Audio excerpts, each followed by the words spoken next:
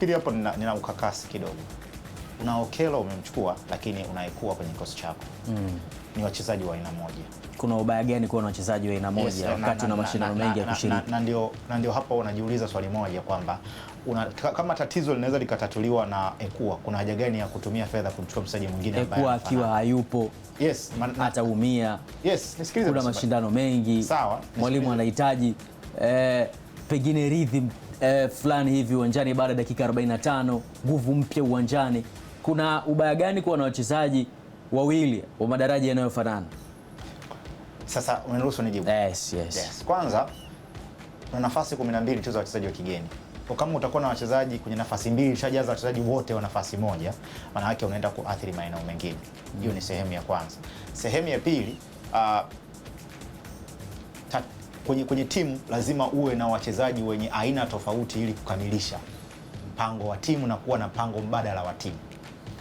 Sio kanaeleka vizuri. Yaani kuwa na wachezaji ambao wanafanana kwa asilimia 80 sio vizuri, kwa sababu ikitokea mpinzani wako amefanikiwa kupata mbinu ya kuzuia timu yako kupitia mchezaji huyo, maana yake amezuia wachezaji wote wawili. Kwa ni vizuri uwe na mchezaji ambaye atakuwa na attribute tofauti, ili pale ambapo umemweka Ekua imeshindikana, unamuingiza mchezaji mwingine ambaye ana attribute tofauti kabisa. So yule mkabaji aliyekuwa amekariri kwamba Ekua anacheza hivi na namna wachezaji wao wanafanana na Okello, unapomuingizia mchezaji mwenye tofauti kabisa ya uchezaji, maana yake unamtoa kabisa kwenye game plan ya mwalimu, pia itabidi ibadilike kwa mwalimu mwingine. Lakini kama unambadilishia mchezaji, unamuingiza mchezaji wa aina ile ile, maana game plan ya mwalimu wa timu nyingine hana haja ya kubadilisha. Lakini pia hata huyo mchezaji hatakuwa na mabadiliko makubwa. Kitakachobadilika inaweza kawa ni kasi, vitu vidogo vidogo ambavyo yeye mwenyewe anaweza kuadjust jinsi muda unaofanya unavyokwenda. Kwa hiyo mimi nafikiri wakati Yanga wanafurahia usajili wa Okello, kuna uwezekano Ekua akatolewa sehemu kwa mkopo.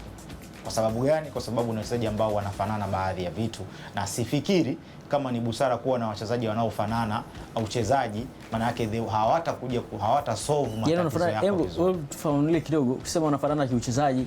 Yes, wote ni aina fulani ya uchezaji. Kwanza off the ball sio tupe kwanza namba zao namba ambao wanacheza. Yes, ili watu ni attackers. Unaposema attackers, maana yake anaweza kucheza kwenye nafasi zile viungo washambuliaji zile za juu zote.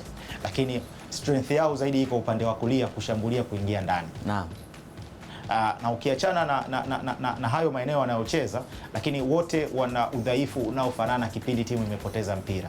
Yaani wote sio watu wa kutafuta mpira ukipotea. Wote ni wachezaji ambao ni reluctant, wanasubiri wapewe mpira, wana vision, maana yake wakipata mpira wao